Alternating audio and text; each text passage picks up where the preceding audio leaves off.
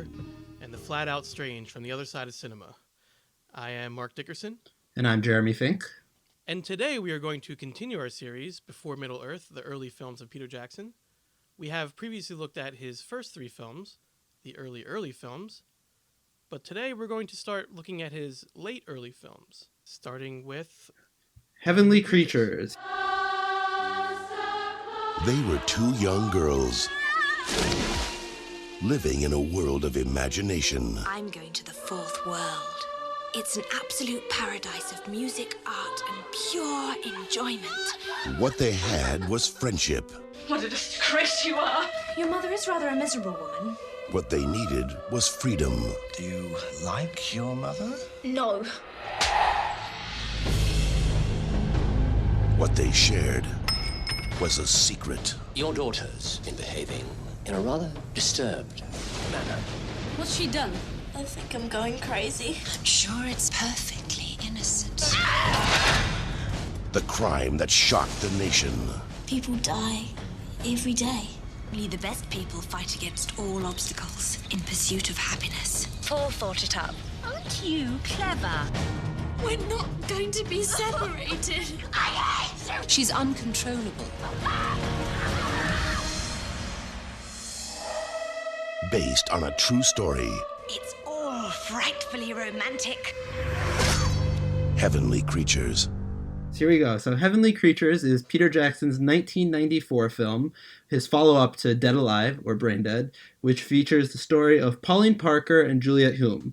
Juliet transfers to Pauline's school, they develop an extremely close friendship, and eventually it leads them down a dark road when they create this fantasy world for themselves, and things kind of go a little bit crazy. Heavenly Creatures is actually based on a true story that took place in a town called Christchurch in the 1950s. It was a real departure for Peter Jackson. His first three films, as we saw, Bad Taste, Meet the Feebles, and Dead Alive, were all these splatter horror kind of films, very crazy all over the place, whereas Heavenly Creatures is kind of a more refined, traditional, dramatic approach to his storytelling. Yes, definitely. As you said, it's quite a departure for Peter Jackson from his previous films, from even the one before this, Dead Alive, from 92, I believe. But, the story, there was something about it. I assume the story that this film is based on, the true life friends that this is about, it did originate from New Zealand, where Jackson is from. So it certainly must have had something to do with why he took this on as his next project. Like many, I'm sure Jackson must have been fascinated by this story because it is inherently pretty interesting, I would say. And his partner, Fran Walsh, who he's written with since Meet the Feebles, I looked into her backstory a little bit. And apparently she was fascinated with this murder case since her childhood. So I'm sure that had a huge thing to do with it. And I was watching some interviews with Peter Jackson. He was saying, he wanted to get beneath the headlines and basically tell a story about people, which is what this movie is at the end of the day. Yeah, I think what's interesting about this film as compared to the films we discussed on our last episode is with Jackson on this one, in his previous films, he kind of would create a world and stick to that world. And it was normally a kind of cartoonish, fun, wild, over-the-top world. Whereas this, we're really looking at the real world here. And even though the stylistically, the way he moves the cameras, some of his POV shots, his wide-angle lenses, can create a little bit of a cartoonish effect, we're really looking at the real world. But at the same time, these girls, Juliet and Pauline, create this world for themselves, which we see some beautiful special effects work, which is a theme that runs throughout Jackson's work, but also just costume work, different color schemes all over the place, very, very experimental and almost touching upon some of the stuff he's done earlier. And so Heavenly Creatures is notable for a few reasons other than just Peter Jackson that feel important to discuss. The first is that it was the first major movie for sorry, I'm gonna start that over again because I just blanked on her name. Kate Winslet. Sorry. So it's notable to discuss for a few reasons outside of Peter Jackson. The first is that it was the first notable movie for Kate Winslet. Before that, she had only been doing TV, and it also featured an early performance by Melanie Lynskey, who didn't go on to become quite as major of an actress as Kate Winslet did, but is still a solid working actress. I actually just saw her recently in a Netflix original film. I believe it's a Netflix original called I Don't Feel at Home in This World Anymore, and she gave an excellent performance.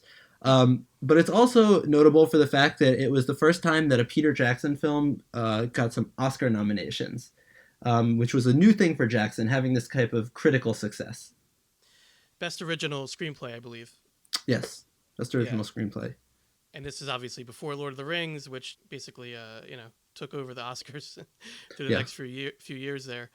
So yeah, as you said, this movie is a departure for Jackson in a lot of ways. It is the real world, which, we didn't really see from him before, but it's still the world through Peter Jackson's eyes.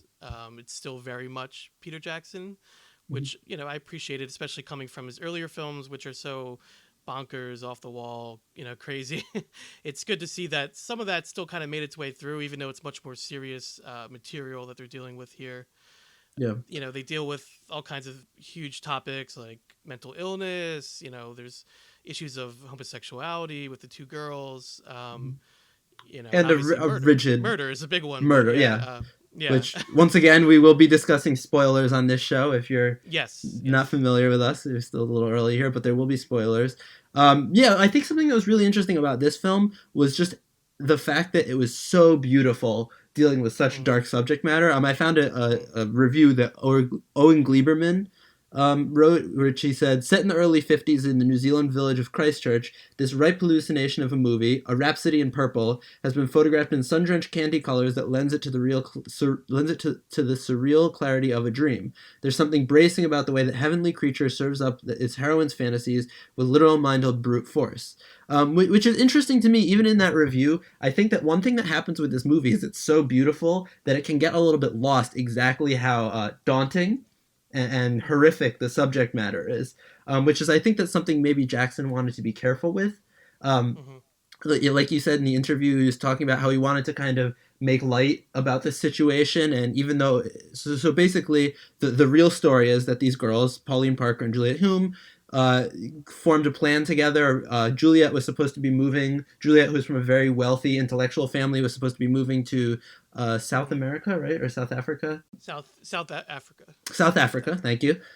She was supposed to be moving there, and Pauline wanted to move with her, but Pauline's mother said no, and these girls formulated a plan together and ended up beating Pauline's mother to death with a brick.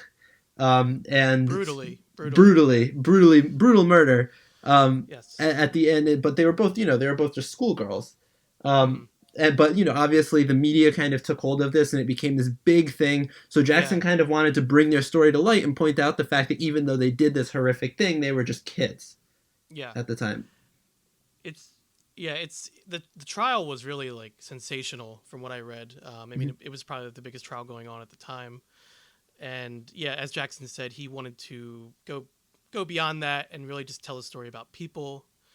And he really brings you into the world of these two girls when they actually have their own world. I believe it's called the fourth world. Baravnia. In this fantasy life that they live in. There's, they're both very idealistic. As you mentioned, they both come from different backgrounds. Kate Winslet's character, Juliet Hume, she's more, like you said, like sort of like a posh, somewhat privileged young British girl. And Melanie Lynskey, who plays Pauline Parker, she is a little more working class, and she's from New Zealand. But they both, they meet and they form this bond together, and their own world, really. Yeah. And a really stunningly photographed world. It has these real like Rococo kind of influences, like you might see in a painting by, and I'm gonna butcher this name, but like a Jean-Honoré Fragonard or someone like that. These 18th century film, like you French said. painters, beautiful. And these Rococo influences, I think you could even see carry over. Once again, a big thing with Jackson is I feel like he, more than maybe other filmmakers, you can really see a progression in his work. Where certain influences crept in. So in this one, this fourth world that they created has this beautiful Rococo look that is kind of similar to like a Rivendell or something like that we would see later on in the Lord of the Rings movies. And for me, I think that the effect that had is So I'm a big Nabokov fan, and so it had the effect that almost like Lolita had, where it was just so beautiful that you had to get through the beauty to see how ugly it really was at its core. You know, you had these sweeping, huge, beautiful shots, but it's ultimately a murder story. Right. And besides character, I feel like this film is much about, how that line between dreams and reality can become blurred, and sometimes in truly tragic and horrific ways, as they show in this film. Because I feel like Jackson, the person, is a very idealistic dreamer, just from interviews I've read and seen of him. He just, he seems like he has these ideas that he just wants to get out there and into the world. And, he's very much a type of person that makes his own world. So I feel like this movie, though it's based on a true subject, is probably, it was probably very personal for him in a way. And it feels personal when you're watching it. And he has a lot of respect for the idea of the dreamer in this, Yes. even though the dreamers themselves aren't necessarily of the highest moral character. Right. He has yeah. respect. He treats the characters with respect. Although on that note, I was gonna say that this film, it seems very sympathetic actually, to the girls, but it also doesn't shy away from the more sadistic qualities of the two girls. He constantly alludes to how unstable they may actually be, and how things will eventually take a sadistic turn. There's a few examples I saw. There's a photo of Orson Welles that he kind of lingers on it being taken away on a stream, and kind of like an eerie moment. And also when Pauline acts like, there's a moment where she acts like she's dead, and where Juliet really believes her, and it's kind of like this this kind of scary moment there. Also, the way they linger on Juliet's first meeting with Pauline's mother. There's just like these little things I noticed. I took note of that kind of, they all kind of build up to that ending. So I have a question for you, Mark. Would you consider this to be a violent film or no? No, I would not. And I say that with, a pretty solidness, because I feel like that last scene, I mean, we're going to talk about it, I'm sure, but I just feel like, reading the actual event, what befell this woman, the way he presented it, I feel like was actually very respectful, as you said, and it was done more artistically. But also, the movie itself has a lot of flourishes and there's a lot of dreamlike qualities. But when it comes to that scene, that last moment that this movie culminates with, he really just kind of lets it play out.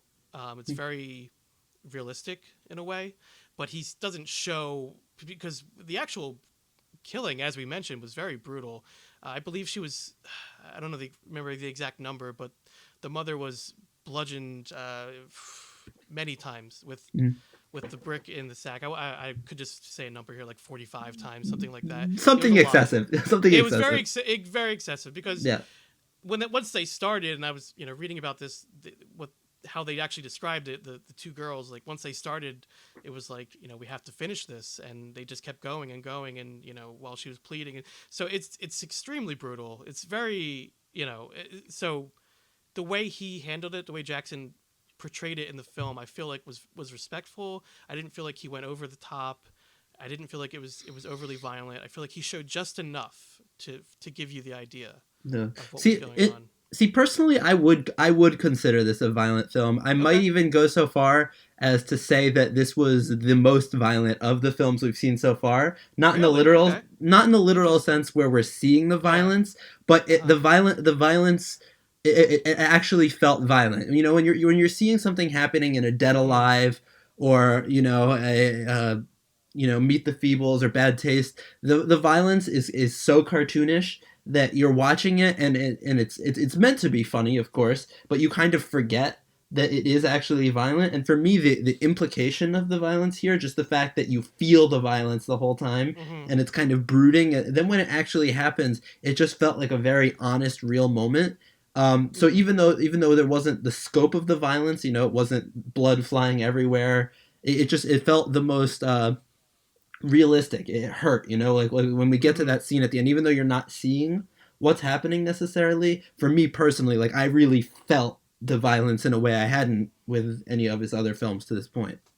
Well, there's also the scenes of the fantasy killings that I think there's two of them. There's a couple throughout the film. They imagine, each of the characters imagines someone that they're talking to that they're not happy with being, basically killed by one of their fictional characters that they've imagined in their mind. And those scenes did stand out as a little more violent to me, and harken back to his other films, his earlier ones. But yeah, as you said, I mean, that's a good point. His films before this, he even said it. Actually, I was going to bring it up later, but I'll bring it up now. I watched an interview with Peter Jackson. He said in a documentary I was watching, it was a short documentary, but he just was talking about the film and the final scene in particular. And he said it was the one scene in the movie none of us wanted to actually shoot. And he also said it's not like the other films I've made. The blood and the gore is kind of funny. It's done for comedic effect. But in this film, it's not, and I just shut my eyes every time I watch it. Yeah. So I think that kind of says it all about the violence in this film. And I wonder if it has anything to do with the fact that this was based on a true story, or if it's just the way the film was presented. Like, I'm curious if he would have felt that way, or if he would have treated the scene the same way had it not been based on a true story. Because with a filmmaker like Jackson, who's obviously not afraid to shy away from, excessive blood and gore, I have to wonder if there's a certain respect that he's paying to the real person and the real families by not showing that final scene, and if it had just been a fiction, if he would have taken it further or done it in a different way, and if that would have been more successful, or if it would have hurt it. There's a certain reverence with this film. I agree. I think it's almost like he wanted to make sure he was very respectful because the people involved is still family members, that were alive, and obviously the two girls are still alive, and he didn't even interview them or speak to them at all when he was making the film. He just wanted to, make sure he was allowing them to have their privacy and all of that, which I thought was really respectful. I'm curious if they've seen the film. Yeah, I'm really curious how that reaction would be. Yeah, I'm really curious about that. Because in a way, I just read a New York Magazine article. It just came out in the most recent issue it's called like What It Takes to Win an Oscar. And it's basically talking about, the direction things are going right now and how biopics, there was a big section about biopics. And in a way, this film, Heavenly Creatures, is a biopic. It's just, it's not the big sweeping narrative like you might see. Like there's the, what's it called? Darkest Hour with Gary Oldman is coming out soon as we record this on the first day of December in 2017. That it's about like a great person doing something big, and this this has more of that feel of the article I read talked about the ability of a biopic to change the way we perceive an individual who's still alive, or a historical figure who's no longer alive. And to me, this feels like a kind of dangerous biopic that is maybe treading on some new ground, because it's kind of, because we've had stories of serial killers before. We've seen Jeffrey Dahmer biopic, or Ted Bundy or something like that, but I don't know personally if I've ever seen a biopic where the main characters who do something atrocious are kids. So I just think moralistically this film treads on different territory. And I think that's what's so compelling about it, is just how young they are. And maybe why Jackson has so much sympathy for them, or appears to have so much sympathy for them. And he was a young man when he made this film. He was in his 30s. Yeah, exactly. So I guess he could empathize with them.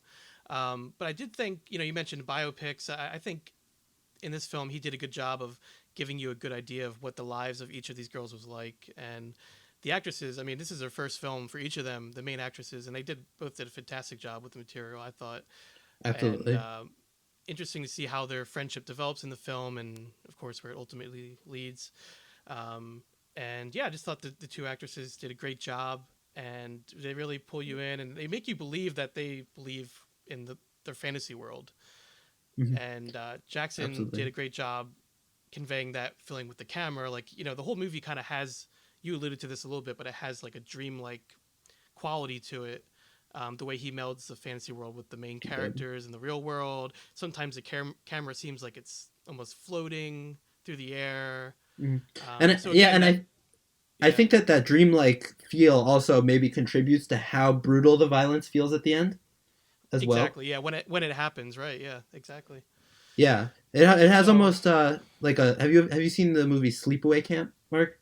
Of course, I have you not know you have actually. not. It's on my So we'll it's on my talk about list. that. Yeah. We should talk about that one on another episode. But We it will. has Yeah. a similar thing where you kind of drift through a dream, and then at the end of the movie, when you get something frightening or scary, it's all the more Hmm. frightening and scary because you've kind of been lulled into the state through And the that whole thing. dreamlike state, yeah, it's I liked it also because it relates to the two characters and how they idealize certain things like Hollywood. They talk about Hollywood a lot in this film, Hmm. like the idea of Hollywood, And it's easy to imagine people getting caught up in a dream like that.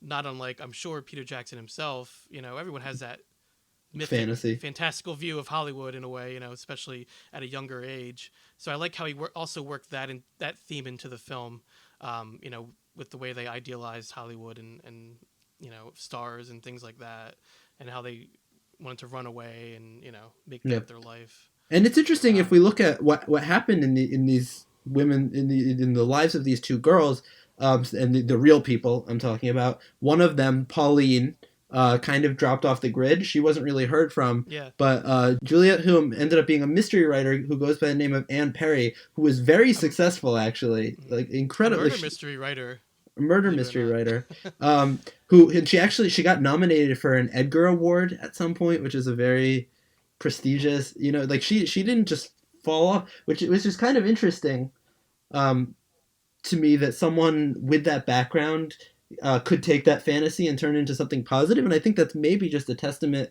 to the fact that Jackson may have been onto something, Hmm. that these girls weren't just they weren't just what the act they were known for. There was something more going on.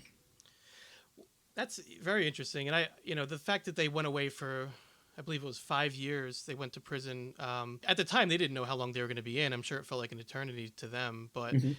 getting out in 5 years for murder, a brutal murder such as this, you still have some time to turn your life around and try to do something with your life. And I feel like she really took that to heart and did make something out of herself, which is very interesting.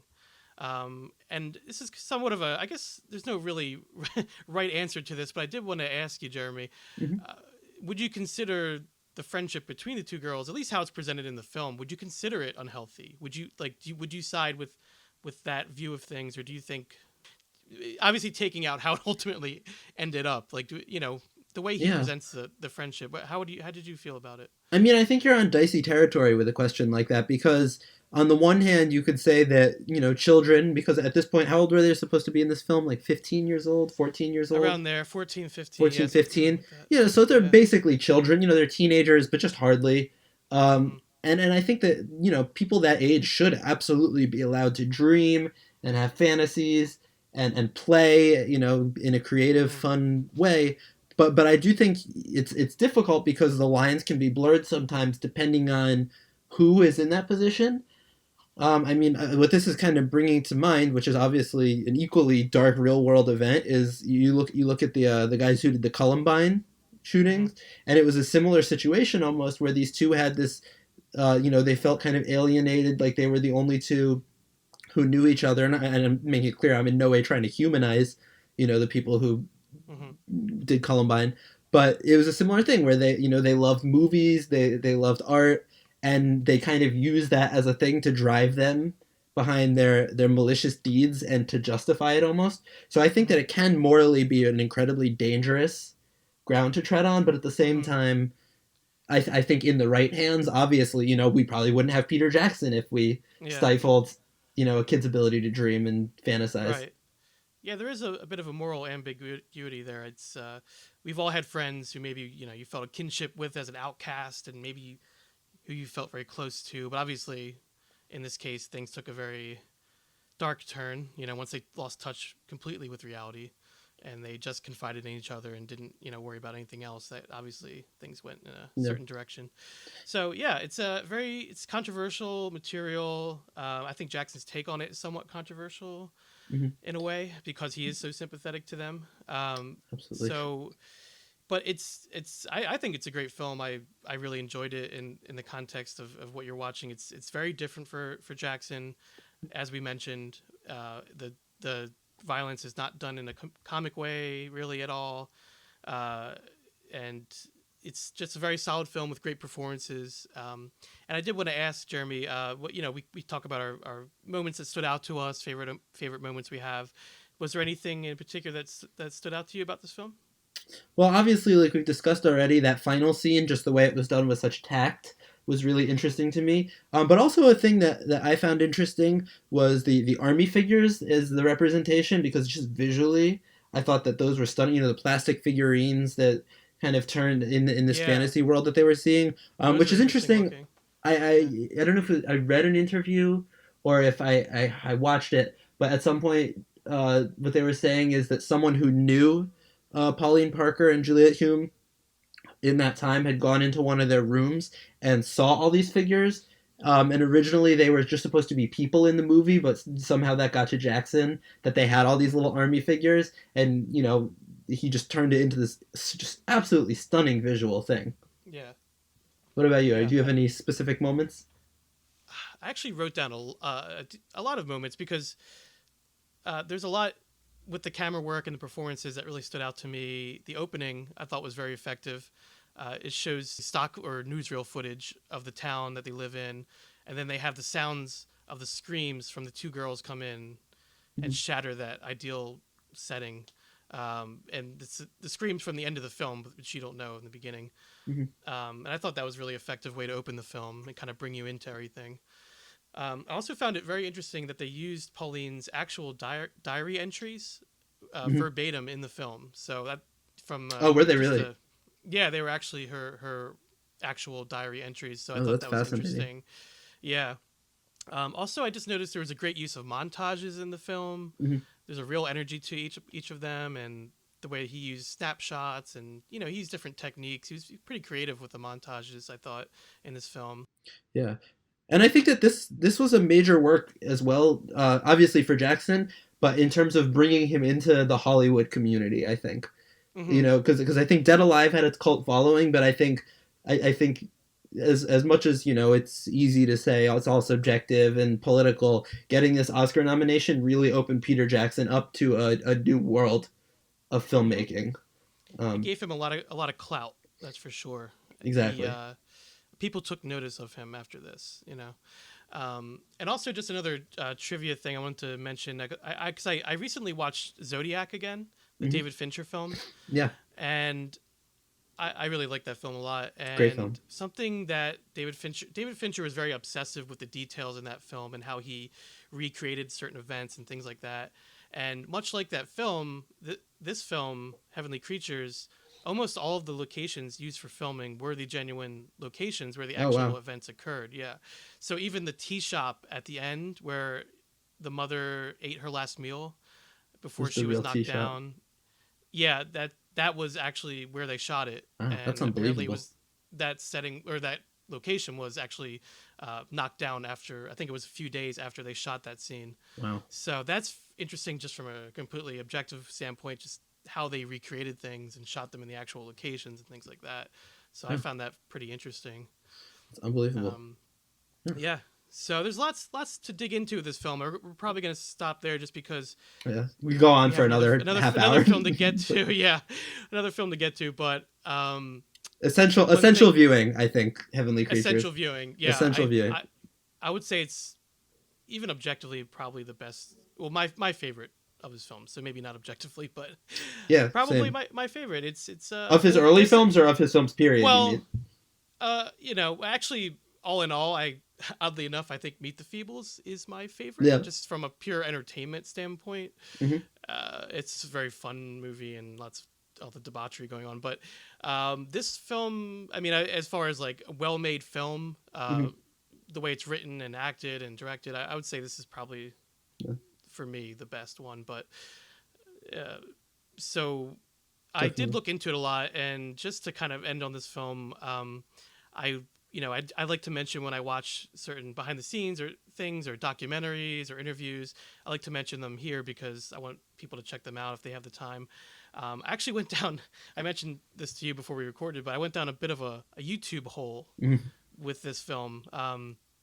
because once I started looking things up about the, not only the film, but the real life murder case and everything, you can find all kinds of things to get into. But just to focus on Jackson and the film itself, I saw an interview with Peter Jackson that was around the time when the film came out, and I thought it was interesting because he talks about his previous splatter gore comedies and relates them to his new film and this new direction that he's taking.